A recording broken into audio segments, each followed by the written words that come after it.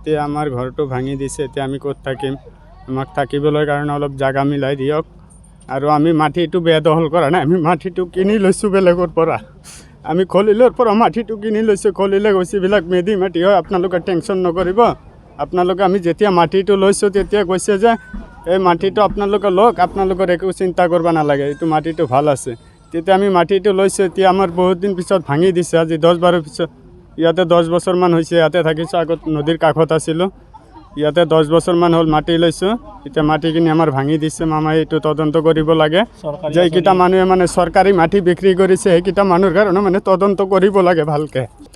আমি পোনপ্ৰথমে আমি অসম চৰকাৰক ধন্যবাদ জ্ঞাপন কৰিছোঁ, অসমৰ মুখ্যমন্ত্ৰীক ধন্যবাদ জ্ঞাপন কৰিছোঁ, জনজাতি সংগঠনসমূহৰ তৰফৰ পৰা আৰু ট্ৰাইবেল সংঘৰ পৰা আৰু ডিমৰীয়া ৰাইজৰ তৰফৰ পৰা। কিন্তু আমাৰ দীৰ্ঘদিনীয়া এটা দাবী আছিলে। দীৰ্ঘদিনীয়া দাবীটো আছিলে জনজাতি আৱেষ্টনী অঞ্চলত যিবিলাক বেদখল, চৰকাৰী ভূমিত যিবিলাক বেদখল চলি আছে আৰু কিছুমান দালাল চক্ৰান্তৰ ফলত ইহঁতে বেদখল কৰি আছে।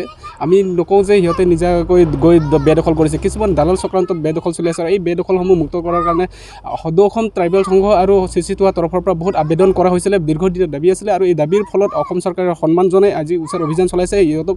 সেইকাৰণে অসমৰ মুখ্যমন্ত্ৰী আৰু সন্মানীয় বিষয়ববীয়া আমি প্ৰশাসন বিষয়ববীয়াক ধন্যবাদ জ্ঞাপন কৰিছোঁ। আৰু অনাগত দিনতো এই যে আজি যেনেধৰণে উচ্ছেদ অভিযান চলিছে, অনাগত দিনতো যদি চৰকাৰী ভূমি জনজাতি আৱেষ্টনত যদি অবৈধভাৱে বেদখল কৰে তেখেতসকলক উচ্ছেদ কৰিব বুলি আমি অনুৰোধ জনাইছোঁ। আজি একচুৱেলি আমি কচুতলি পথাৰ ৰেভিনিউ ভিলেজত আগতে যেনেকুৱা ধৰণে প্ৰস্তুতি চলাইছিলোঁ, আজি তাৰেই এক্সিকিউশ্যন হিচাপত ৰাতিপুৱা মোটামুটি 4-9 বজাৰ পৰা আমি ইয়াতে উচ্ছেদ অভিযান চলাইছোঁ। টোটেল আমাৰ প্লেনিং মতে 13টা ছেক্টৰ বনাইছিলোঁ। 13টা ছেক্টৰৰ গোটেইখিনিতে বৰ্তমান কাম চলি আছে। আৰু বৰ্তমান আমি আজি দিনৰ ভাগতে সূৰ্যাস্তৰ আগত সকলোখিনি শেষ কৰিম বুলি আমি প্ৰচেষ্টা হাতত লৈছোঁ। আৰু কচুতলি পথাৰৰ যিখিনি চৰকাৰী মাটি আছে আৰু যিসকল ব্যক্তিৰ তাত যোগ্যতা নাই, সেইসকল ব্যক্তিকহে ইয়াত উচ্ছেদ চলোৱা হৈছে। কিমান গোটেই ছেক্টৰৰ লগালে টেণ্টেটিভ ফিগাৰ এটা কৈছোঁ, মোটামুটি শতাধিক মানে পৰিয়াল ইয়াত হ'ব, উচ্ছেদ হ'ব। কিমান চৰকাৰী ভূমি আছে ছাৰ ইয়াত? মোটামুটি আমি এটা হিচাপ কৰোঁতে ওলাইছিলে 100 বিঘাৰ ওপৰত মাটি ওলাইছে। ছাৰ কিমান দিন ধৰি চলিব এই অভিযান? আমি যি ধৰণৰ প্ৰস্তুতি লৈছোঁ, ইয়াত পুলিচ প্ৰশাসনে আমাক সহযোগ কৰিছে।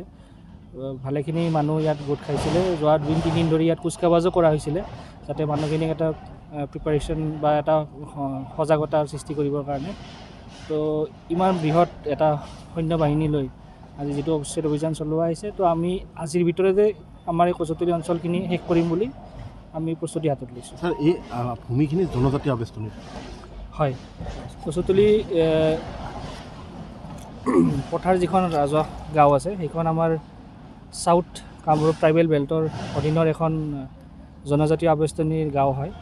আৰু যিটো এটাই আমাৰ আছাম লেণ্ড এণ্ড ৰেভিনিউ ৰেগুলেশ্যনৰ চেপ্টাৰ 10 আছে, তাত যিসকল প্ৰটেক্টেড ক্লাছ আৰু বেল ফৰ্মেশ্যনৰ আগৰ মানুহ, তেখেতসকলেহে ইয়াত ভূমি অধিকাৰ থাকে।